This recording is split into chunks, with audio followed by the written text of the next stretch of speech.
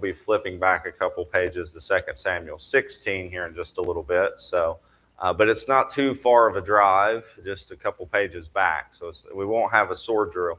Candace has said at times I tend to sometimes I will put you guys through a sword drill because we'll just have verses all over the Bible.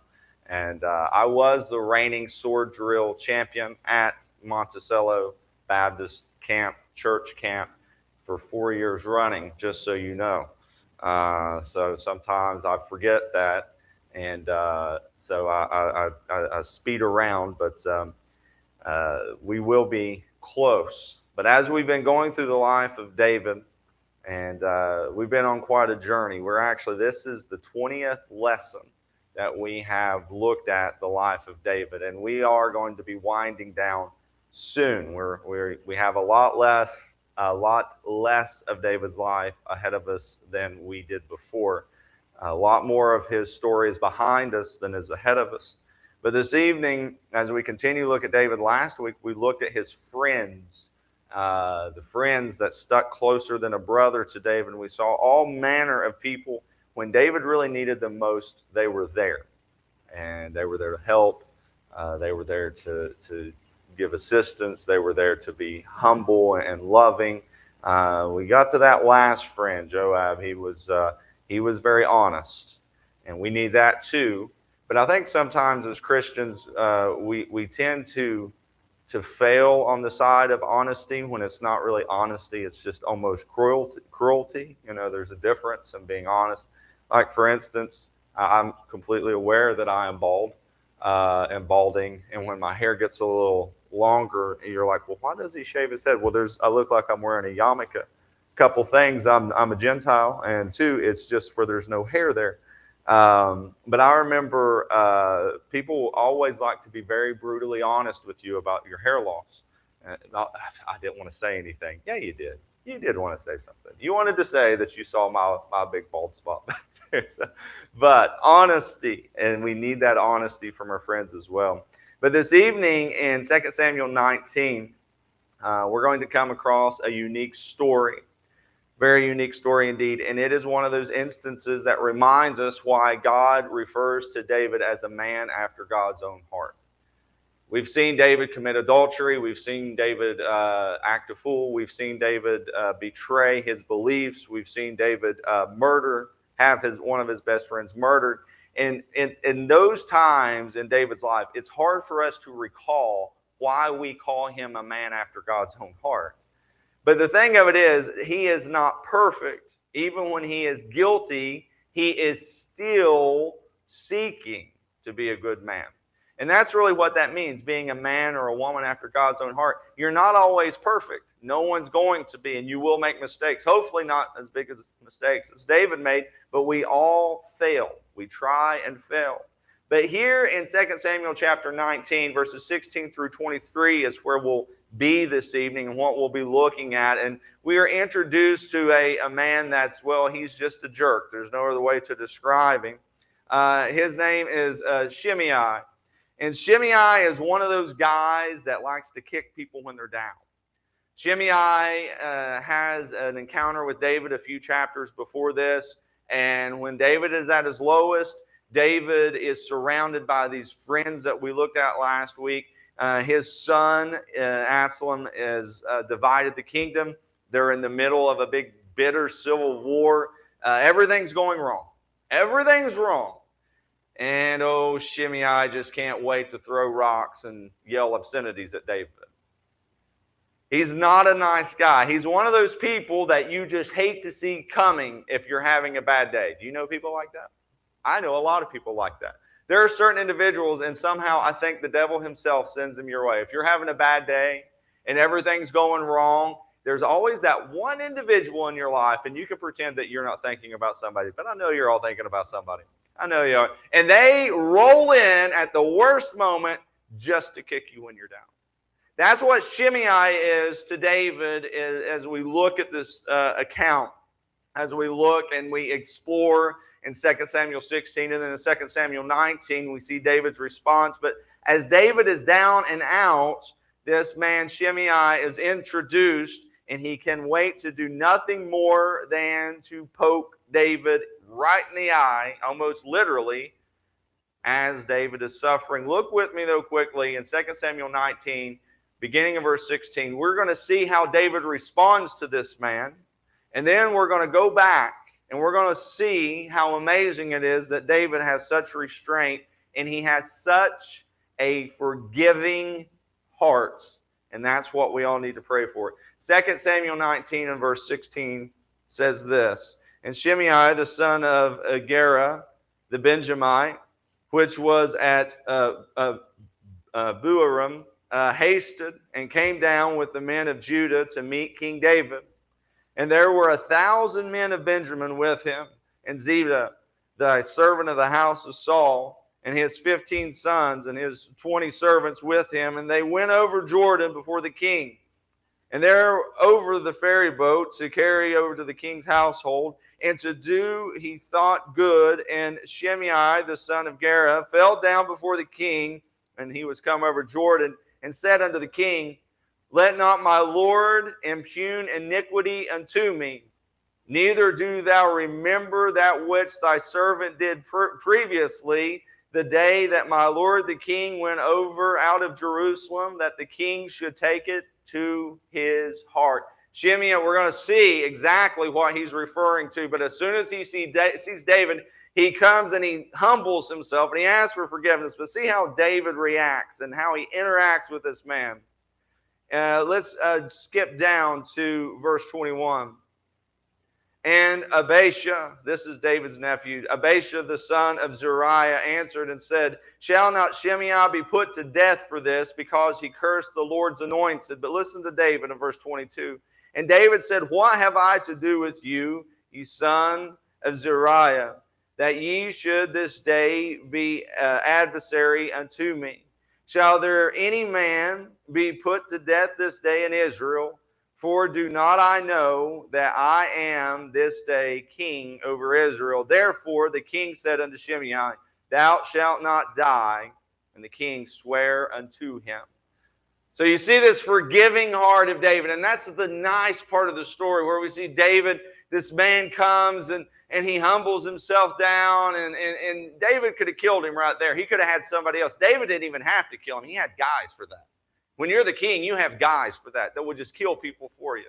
But we see David's forgiveness, and we see David showing him mercy, and we see David's heart of forgiveness.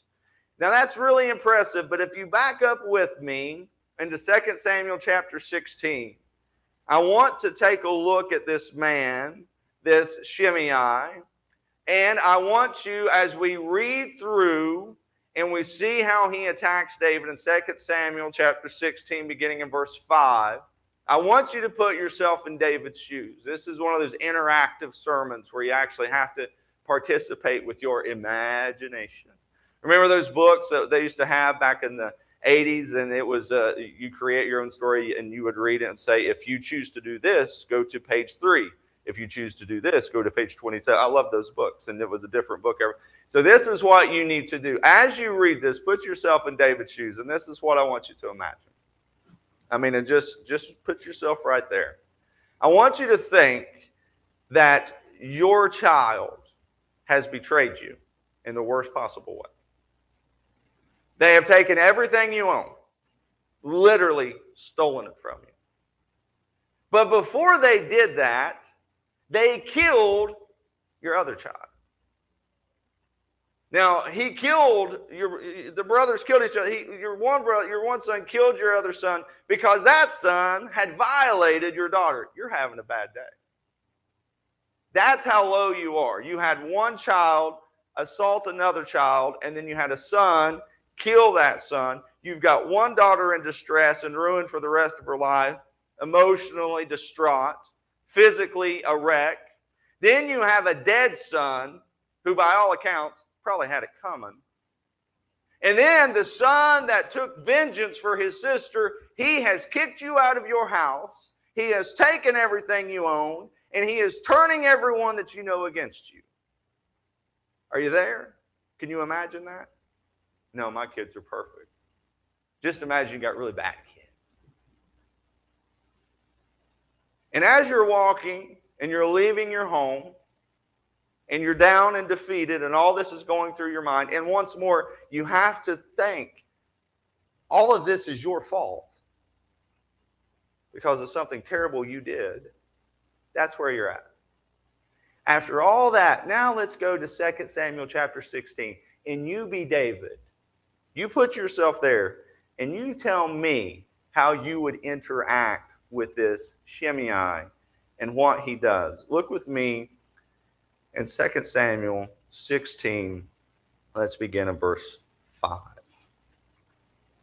And when King David came to Bahurim, behold, thence came out a man of the family of the house of Saul, whose name was Shimei, the son of Gera. He came forth and cursed still as he came. And he cast stones at David and at all the servants of King David. And all the people and all the mighty men are on his right hand and on his left. And thus said Shimei when he cursed, come out, thou bloody man of Baal. The Lord hath returned upon thee all the blood of the house of Saul, in whose stead thou hast reigned. And the Lord hath delivered the kingdom into the hand of Absalom thy son. And behold, thou art taken in thy mischief, because thou art a bloody man. So, your life's a wreck. You're literally running away from your problems. And some punk comes down off the hillside, literally throwing rocks at you, cursing you. That's where we find ourselves. First, I want you to see whenever we see Shimei's attack on David, whenever we see what builds into the later chapters and why it's so amazing, we want to look at this attack that David suffered. Look with me first at the caustic words that are used. In verse 5, it literally says that he is cursing David. He's cussing at him. He's using, you ever hear that old phrase, calling you every name under the sun? Calling you everything in the book? David's leaving the city of Jerusalem, his home. Shimei comes down with his men, and as he approaches, he starts cursing David. And this word that was used to refer to the things were worthless and vile, disgraced, and brought low. He's saying everything about David that David's probably already thinking about himself. And then here this guy comes. These caustic words flying out of this man's mouth, screaming and shouting at David. He calls him a bloody man and a son of Baal. A bloody man means that he's a murderer. Well, that's fair enough. David is a murderer, right? But that doesn't mean he wants to hear it. He says he's a murderer, this bloody man. And that phrase, son of Baal, means he's vain and he's worthless. So as he's approaching David, he's saying, you need to get out of here, you murdering, bloody fool. You worthless piece of trash, you're nobody. Boy, that makes you feel good down deep inside, doesn't it, when somebody says that to you? Not only are there caustic words, because sticks and stones may break my bones, but words can never hurt me, which is a lie, because words cut deep. Especially if they're words that you've thought about yourself before. You know, there are some people that they have a pretty low opinion of themselves, and if you find that thing they have a low opinion of themselves about and you touch on it, man, that hurts. Those words do hurt. But if as the words weren't bad enough, then he literally has sticks and stones. It involved cruel works. Shimei used words to attack David, but he also throws stones at him. He hurled these stones at David. He threw rocks. He wanted to hurt David's heart, and he wanted to hurt his head too. He's attacking him both physically and mentally as David is walking and just trying to get where he's going and literally doing nothing to harm anyone. And then it involves callous ways. Shimei said some things that were true. David was a murderer. He was a murderer. He was a bloody man. Matter of fact, in the Bible, we see that David has a lot of blood on his hands, but in particular, he had killed his friend to get his wife, so he was a murderer. But a lot of the things he says about David are just out and out lies. He says David is vain and worthless. He is not vain. The Bible, in fact, says that David is very humble and he's not worthless. He's the anointed king of Israel. And even if you don't respect the man, you're supposed to respect the office. He's the anointed king. He's God's chosen to lead the people of Israel. He's not worthless. He's never been vain. He is God's man for God's time, and that should be respected by Shimei. But instead, Shimei decides to just yell and scream and curse at David. Whenever David was given the opportunity to kill Saul, he didn't do it. Whenever David was given the opportunity to lay his hand on God's man, even though Saul's was no longer in God's will, he refused to do it. He was a merciful man. He was a loving man. He was a flawed man. But a lot of the things that he said about David were just simply not true. The words of Shimei, verse 8, are blatant lies. Look with me in verse 8.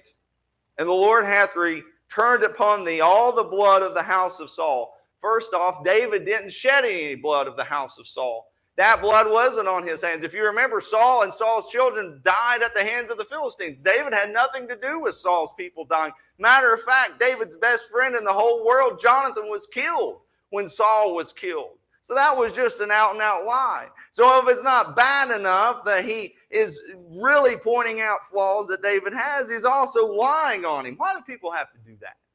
You ever notice? I'm bad enough on my own. You don't have to make up lies about me. Just tell the truth. That's plenty bad enough. But look at verse 8. Thou hast returned upon thee all the blood of the house of Saul, in whose stead thou hast reigned. He's not reigning in Saul's stead. God's hand was removed from Saul. Saul was in David's place, and he waited patiently until he got out of the way to take his job. He didn't push him out. And then he says, and the Lord hath delivered the kingdom into the hand of Absalom. That's a lie as well. Absalom was not supposed to reign. Absalom was never the chosen heir apparent to be the next king of Israel. Matter of fact, Absalom wasn't even in the running. Absalom was just taking it on his own. He was just going out and throwing a temper tantrum and doing what he wanted to do. And behold, thou art taken in thy mischief, because thou art a bloody man. God is getting revenge against David for murdering Saul. That's a lie. David, you stole the throne. That's a lie. God has given your throne to Absalom. That's a lie. Here's the bottom line. Shimei was actually the son of Baal here. He was the kind of person that waits till someone else is at their lowest and kicks them while they're down. That's the worst kind of person. Don't you think? The people that won't fight you when you're at your best, they wait till you're at your worst. I'm a huge boxing fan. I used to watch boxing with my dad all the time. And marvelous Marvin Haggard. Remember him? Man, he was a fighting machine. Grew up in the street. Sugar Ray Leonard was a pretty boy that never should have been champion. Sugar Ray would not fight Marvelous Marvin. Would not. He ducked him for years until Marvin was an old, broke-down man that couldn't fight back. Then Sugar Ray's like, yeah, I'll fight you. I always wish, maybe when I get to heaven, I say, God, will you let them fight in their prime just so Marvin Haggard? No. That's what Shimei is doing. He's waiting till David's at his lowest. He would never have said this to David whenever he united the kingdom. He never would have said this to David when he was at his highest. He never would have said this when all of the kingdoms of Israel, when the northern and the southern kingdom came together and they all swore their allegiance to him. He never would have said that. He wouldn't have had the gall to say it. He was just a weak, small-minded, evil, hateful person that could not wait to jump on the king when he was down. But I want you to see how David reacts to him even here. Look with me in 2 Samuel chapter 16 and verse 9. Then Abishai, the son of Zeruiah, said unto the king, why should this dead dog curse my lord the king? Let me go over, I pray thee, and take off his head. It's kind of friends I like having around. And the king said, what have I to do with you, thy son of Zeruiah? So let him curse, because the Lord hath said unto him, curse David. Who shall then say, wherefore hast thou done so? David's so low, he says, maybe God told him to do it. Maybe this is just part of my comeuppance. Maybe he's doing God's will by treating me so badly. You ever get so low that just when everything bad happens to you, you just feel like it's just your fault still? You ever feel like that? You know, here's the thing. When God was punishing David, it was God punishing David. And God told David this, quote, "The child will die, and the sword shall not depart out of your house." Meaning that when God told David about the chickens coming home to roost, it was always going to come from within the ranks of his own family. Shimei is not his family. It wasn't God's will for Shimei to treat David so poorly. It wasn't God's will for this man to come down and throw rocks at the man when he was defeated and cuss him and make up lies about him. That wasn't in the will of God. God's will wasn't being served there. That was the will of Shimei.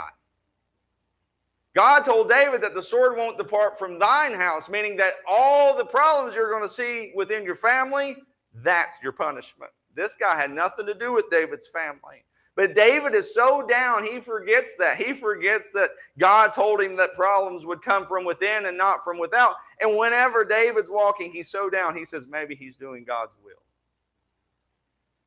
And David said unto Abishai and to all of his servants, "Behold, my son, which came forth of my bowels, seeketh my life.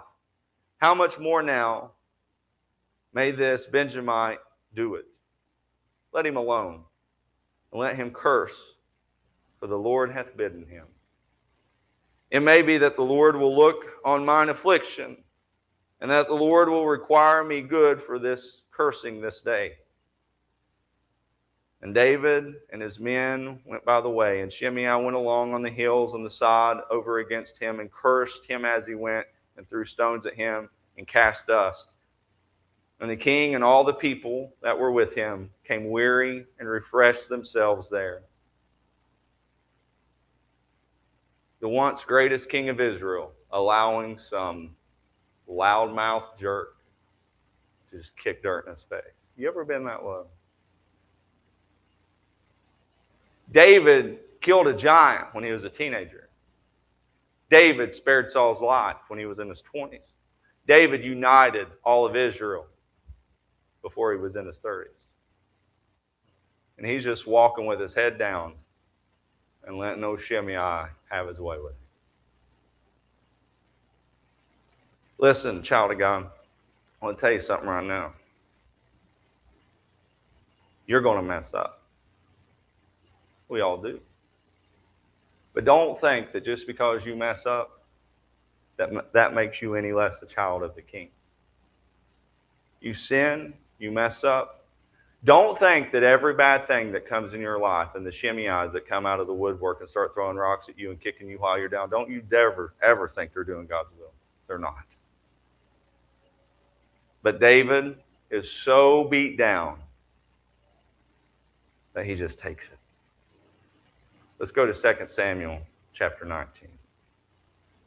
You see, when you put yourself in David's place and you see how low he was and how this man attacked him so brutally, it makes what David does in 2 Samuel 19 even more amazing. Months have passed and Absalom has been squashed and is dead. David is going back home. You notice when David is running away from home, this guy's really brass and brazen. But when David has the victory, boy, his tune changes real quick. First, in verse 18, I see there was a humble confession. Look with me in verse 18 of chapter 19. And there went out over a ferry boat to came over to the king's household and to do what he thought good. And Shimei, the son of Gera, fell down before the king as he was come over Jordan. Boy, he was up on a hill shouting at David when he was down. But when the king was victorious and he was going back home, he had his head in the dirt. He was humble. There was a humble confession. Shimei comes and he says that I am so sorry. How much difference 3 chapters makes in this man's life. He goes from the bully to the busted guy. He's up on a hill, and now he's down on his face with a humble confession. But look with me in 19 through verse 20, because I see there was an honest confession. Look with me in verse 19. And he said unto the king, let not thine Lord impugn iniquity unto me, neither do thou remember that which thy servant did previously, the day that my Lord the king went out of Jerusalem, and the king should take it to his heart. For thy servant doth know that I have sinned. Therefore, behold, I am come to this first day of all the house of Joseph to go down to meet the Lord the king. You see, there's that humble confession, and there's an honest confession. He says, listen, I was wrong. When you were leaving, I was so mean. I have sinned in front of you. I have sinned to you. I have sinned against you. But then I see there was a hopeful confession in verse 19 down through verse 20. What's he say? Verse 19, he says, let not my Lord impugn iniquity upon me, neither do thou remember what I did. He says, don't take this to heart at the end of verse 19. Verse 20 he says, for thy servant doeth know that I have sinned, and I am come first. He's very hopeful in his confession. What's he so hopeful of? That David's not going to remember that he's the king of Israel and take his stinking head off. He's humble, he's honest, and he's very hopeful that maybe David will take mercy on him. So let me ask you, this is the part of the story where you have to use your imagination. What would you do? I'm going to tell you right now, I know exactly what I would do. I'm so pious and holy. I would look at Abishai and I'd say, cut that fool's head off, and all of his friends too. Man, Pastor David, we didn't expect you to do that. You got an honest pastor. I tell you what, if somebody kicked me that bad when I was down, it would be really hard for me to stay my hand when I was back on top. I'll be honest with you, and you be honest with me for a minute. Would you have a forgiving heart like David did? Or would you be licking your chops to get your revenge? It's hard whenever you actually put yourself in the place, when you try to have apathy for the people in the Bible. It's hard when you have apathy for David. It's hard to have any sympathy at all for Shimei. Because here was a man that was going through the worst time in his life, and Shimei deserved everything he had coming. There's a great debate among scholars. When Shimei comes here in 2 Samuel 19, is he coming out of a heart of true forgiveness, out of a true repentant heart, or is he just trying to save his own hide before David gets back on the throne? Is he coming because he really feels bad for kicking the man of God while he was down, or is he just coming hoping that David won't kill him and that David won't have him stoned or thrown into prison or have his head chopped off? Why is he there? Is he there for selfish reasons, or is he there for pure motives? You know what? We don't know. And here's the thing, neither does David. But I see the amnesty that David supplies. David did not know any more than you or I or any other Bible scholar knew Shimei's heart. But I want you to look in 2 Samuel 19, 21 through 23, and we hear how David responds to Shimei with grace and not a grudge. Look with me in verse 21. And Abishai, the son of Zeruiah, answered and said, shall not Shimei be put to death for this, because he cursed the Lord's anointed? Boy, Abishai just couldn't wait to kill this dude, could he? He's then asked David twice. But look how David responds. Not in defeat, not in self-pity as before.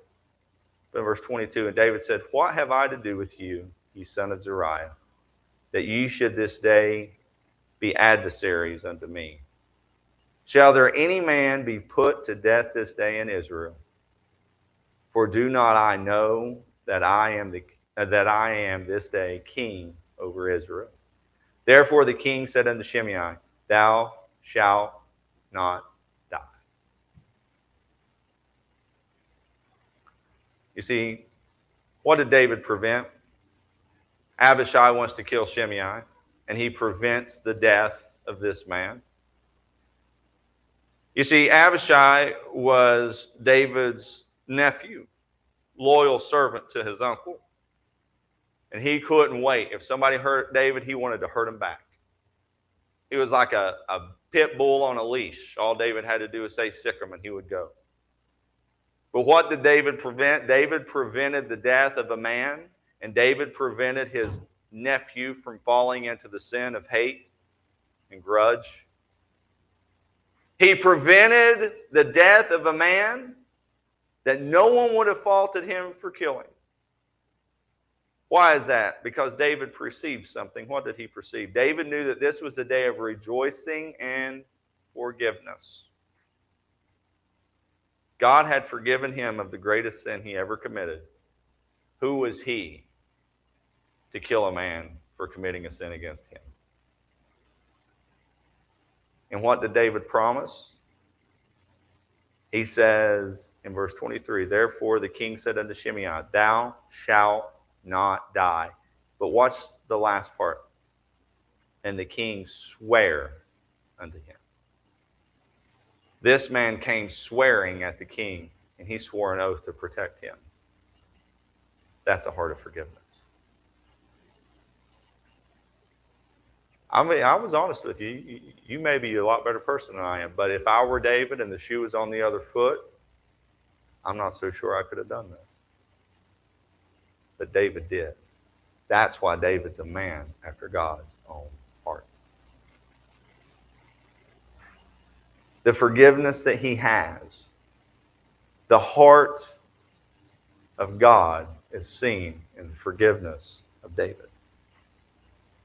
You see, just like Shimei, we're those loudmouth punks standing at the foot of the cross shouting, crucify him. Just like Shimei, we're the ones that couldn't wait to see him hang. And just like Shimei, we would have been standing there saying, others you have saved, come down from there and save yourself.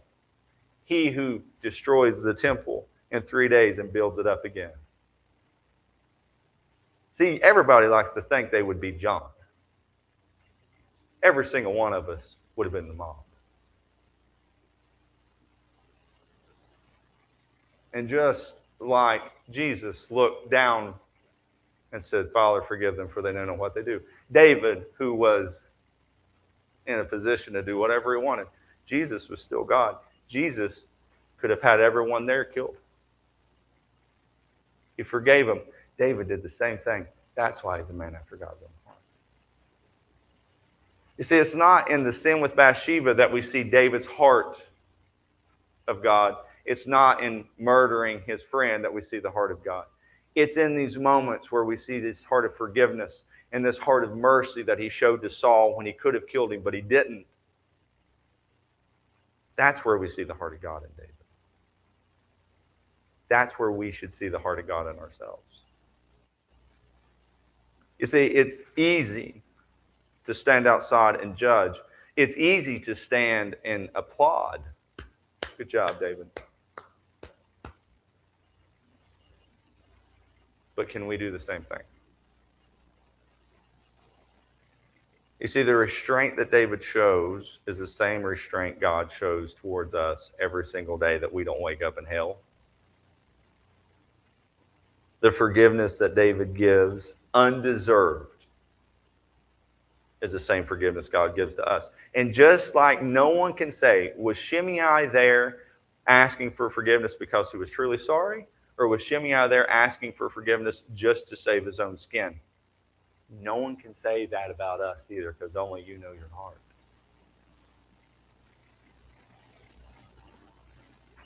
But God still forgives us anyways. That heart of forgiveness, that's the one thing about David that I just cannot wrap my head around. This man of war that the women gathered in the streets and said, Saul, Saul has slain his thousands, but David, David, tens of thousands. This man who chopped off a giant's head with his own sword. This same man that had his best friend sent to the front lines to kill. This same man had so much forgiveness in his heart and forgave somebody that, to be honest with you, was a nobody from nowhere. And he forgave him anyway. That's the same thing I can't understand about the heart of God. The same God who has so much wrath that he opened up the earth and swallowed the children of Israel when they were in sin. The same God that drowned the entire Egyptian army in the sea. This same God that says he can't tolerate sin, he forgives me anyways. I could never understand that. Heart of forgiveness is the heart of God. A heart that does not seek vengeance, even when, quite honestly, it was warranted. That's the heart of God.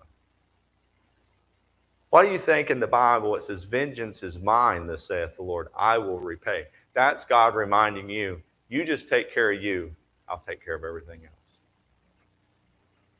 A heart of forgiveness. Last week, I challenged us to be friends like David had. This week, the challenge is to have a forgiving heart like David had. And I'm not going to lie, that's really, because I'm from Kentucky, buddy, we don't kill you, we keep you. We'll hold a grudge until you die, and then we'll hold a grudge on your kids. That's just how we are. We're mountain people. It's not really the heart of God, though. It's not that heart of forgiveness that we need to have. Every head bowed and every eye closed. I do pray this week, halfway through the week, that when we come back on Sunday, we're talking about Canaan on Sunday, getting across the Jordan. I want to let you in a little secret. If you want to get across that Jordan and be a Canaan, you got to get that hate out of your heart. If you want to get over there in Canaan and cross that Jordan River, you got to be prepared. And one of the ways you can get prepared from now until Sunday is to start forgiving. Any fool can forgive somebody that deserves forgiveness. It takes a true God-like heart to forgive someone that doesn't deserve it. Forgiveness is something that happens over phases for many of us. We forgive somebody 1,000 times in a day, and then we get mad at them again. And then we forgive them again. God doesn't expect you to be perfect at it, but he does want us to try. He does want us to try. Brother Steve, will you dismiss us in prayer?